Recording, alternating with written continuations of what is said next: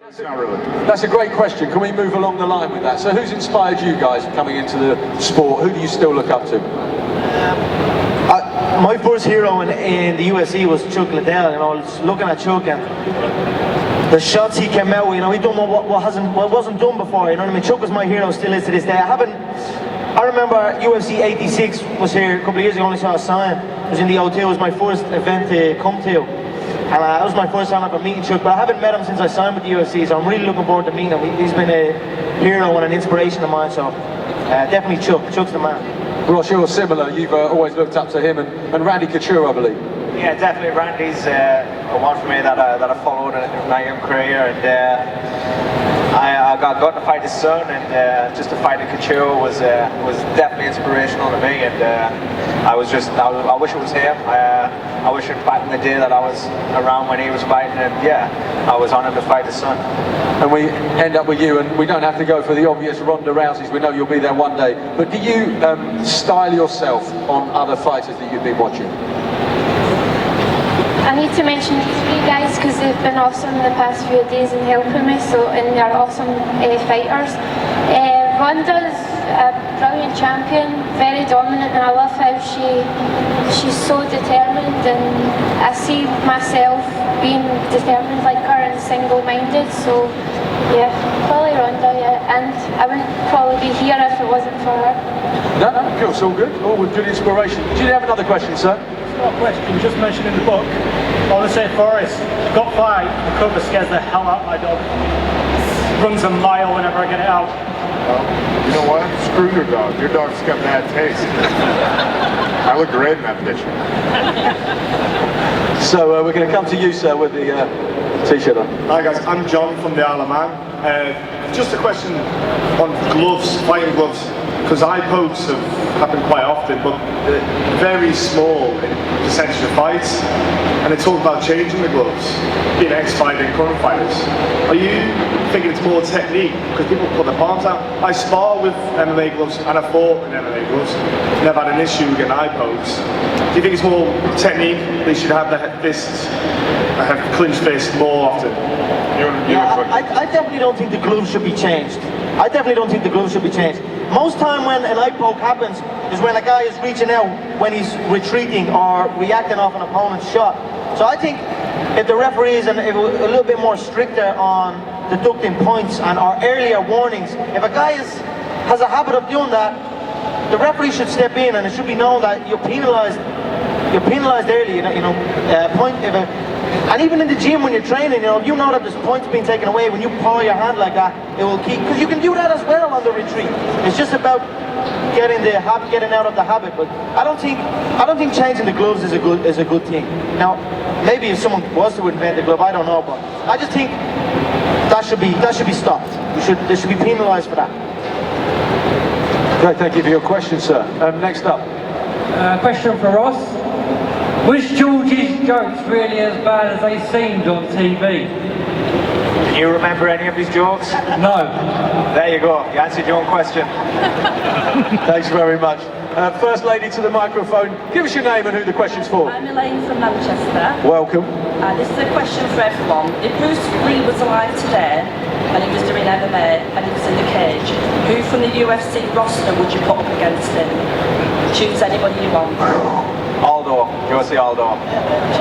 Yeah, I think his Muay Thai and his leg kicks would probably beat him. But I think Bruce Lee also, he was one of the best at adapting to different martial arts. That's why he was so good in his day. I think he would definitely be a champion in the UFC if he was competing now. I don't know who would put him up. I honestly believe if Bruce Lee was around today, Bruce Lee would be world champion. He had the mind frame, and his technique was flawless. He was fluid. His movement was functional. What a sight that would be to have Bruce Lee in the UFC. You know what I mean? But I'm trying to work up to be the Irish Bruce Lee. Yeah. So you can put me with Aldo, and I guarantee those leg kicks won't do jack shit. 'Cause I still whoop his ass.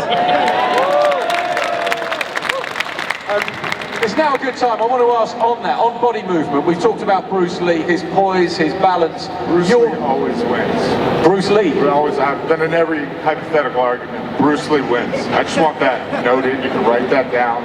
If you've got your tops cards, he's top of the tree, right? I was there when Bruce Lee beat Muhammad Ali, hypothetically. It was a great fight, hypothetically. No, Conor, you're fairly open about how much you study human movement. You look at people, you look at how they're balanced, so you can adapt when you're in a fight. What do you see that we wouldn't necessarily see? I don't know whether it's that no one else sees. I don't know. It's always been in me as a kid. I used to always look at what way people walked or what way people held themselves even. You know what I mean? It just kind of translated into MMA, and especially like jiu-jitsu, you know, the little details is what makes up this game. I don't know, I just pay attention to different movements, and I'm fascinated by it. Not just human movement, but even animals and shit. I had to be watching all the time. I get an exclusive from you. The hawk swooping down. I don't know, to be honest, I've been obsessed with the leopard lately, yeah, because like I don't watch TV. I can't really sit and watch a film, or I haven't watched a movie in a long time. I go home after training, I'll be either watching like jiu-jitsu clips or fight clips or animal documentaries. And I'm obsessed with animal documentaries lately, and the leopard is a phenomenal cat, the most versatile of all the cats. You know, it's nimble, it's cold, it's a calculated killer. It's a beautiful specimen. It will be a lovely moment when at the start of the fight the ref calls you together and you perch on the edge of the octagon and you pounce down and take on your opponent. That would be that's a highlight reel right there. Another question, madam, far away. Oh, I beg your pardon. Good question. Next gentleman in line. Thank you, though. Hey, how you doing? My name is Marcus. I'm from the States, and my question is for everybody. I know you're all at different parts of your career, and Forrest, you're retired now, but if there was one thing you could change, you know, either fights you didn't take or you did take, or maybe you moved to something you should have done, what would you change in your career if you could go back and fix that or adjust it?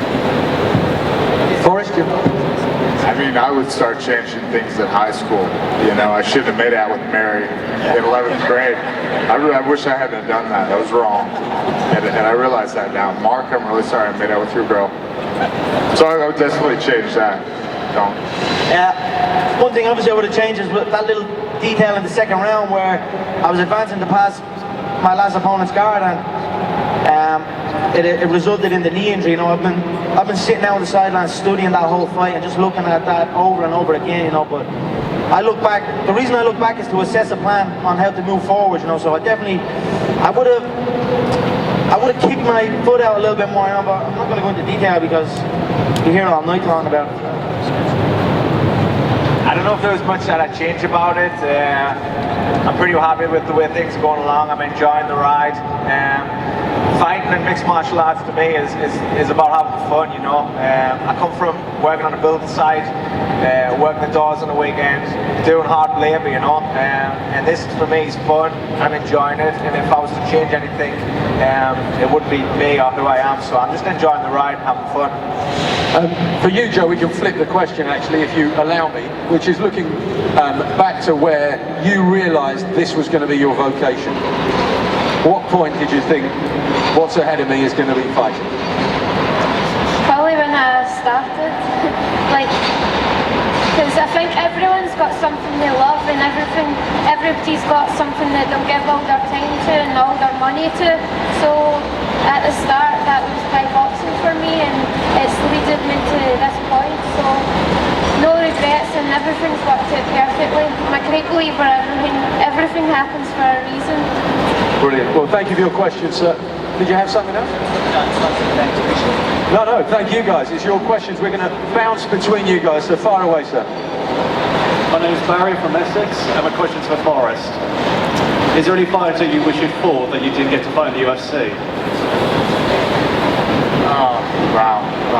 I mean, I said the other night, Vanderlei Silva beat me up for like 2 years in sparring, and we never got paid for it. So, like, maybe we should like video those and upload it or something. Probably Vanderlei. You know, there was a time when we were kind of both, you know, peaking as far as athletes, and it was a cool fight, man. He's a cool guy. I like to punch my friends in the face. Thanks for your question. Cheers. Back over to you then. Hi, I'm Michael from Somerset. My question's for Conor. I was just wondering, when are we likely to see you coach on the Ultimate Fighter Ireland? Any chance, do you reckon? Seems to be a common theme on the stage of the Ultimate Fighter apart from you? Yeah. I don't know, I only heard the other day that they're thinking of doing a Ultimate Fighter UK Ireland one, so I don't know, see what happens. Right now my mind is on the gold, and everything else is just a side thing, you know what I mean? But if they wanted me to do that, then I would do that, no problem. That would be a great experience, obviously, you know, but right now I'm focused on coming back, whooping ass and climbing my way up the ladder, so. Just guess, is it possible to get stare down between us? No problem, yeah. In fact, right on that, straight after this Q&A session, just in front of us here at 3 o'clock, these guys are all going to be down there. They're going to be signing for as long as you want them to.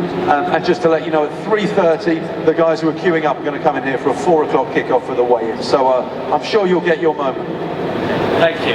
Not at all. Gentlemen in front with the orange and white. Just a couple of questions for Conor. First, do you think it's wise having an Ultimate Fighter between England and then Ireland? I think it's very wise, yeah. Like Chael said, if it makes dollars, it makes sense, and an Ireland-UK one would be a good one, yeah. The second question is, given the amount of fighters that's given you shit on the internet, like Diego Sanchez, Cole Miller, go on and all, which one of them would you want to fight? Or them all even? I want to fight them all, yeah. I definitely want to fight them all eventually. You know, Diego's been talking. People thinking I'm saying, and I'm just replying to a lot of stuff. There's been a lot of stuff said between Diego, Cub, Cole. In due time, I'll whoop every single one of them. You best believe that. And the final thing, how much money have you in your wallet right now? Just enough, yeah. No wallet in skinny jeans. You know Conor's got style. Breaks the lines. Gentleman with a hat on, far away. Yeah, I was the guy that was asking the first question. I have one for Miss Calderwood. Miss Calderwood, are you at this point, when you're going to do the Ultimate Fighter, do you have work with dietitians or sports psychologists or anything like that to prepare you for actually going up to fight a tournament for the title? My mental strength has never really been a problem. Some of my teammates use them and stuff, but I've never really had a problem, and I kind of don't really want to start thinking about stuff, and this is the easiest thing that I can do. So as long as I keep my mental strength up, especially going into the tough house, I'm sure I'll be fine. And as for my diet, I've never really worked with anyone, but I'm looking for like that opportunity and stuff. So we'll see in the next few weeks. Where my sponsorship's been, my management, has been looking for sponsorship. So we'll see what happens. But I'm looking forward to it. And since you we're on the food subject there, what is your favorite type of food? Like, I mean, Ronda Rousey loved those buffalo wings after a fight. What would you want after the fight always to eat? A haggis supper. Boss is saying haggis, but... I knew you were going to say that. Yeah. Anything with chips. Thank you for your question. You, sir, again.